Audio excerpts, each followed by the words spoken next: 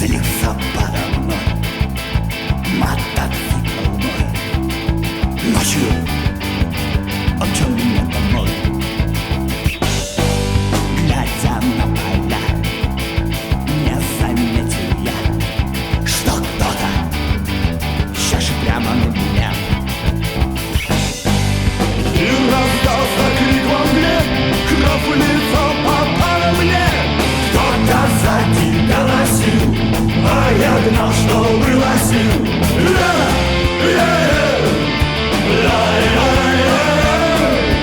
Тот ужасный крик все звучал в ушах моих, но я все дальше уезжал. Что же я натворил? Я же человека злил, но он проехать не решал.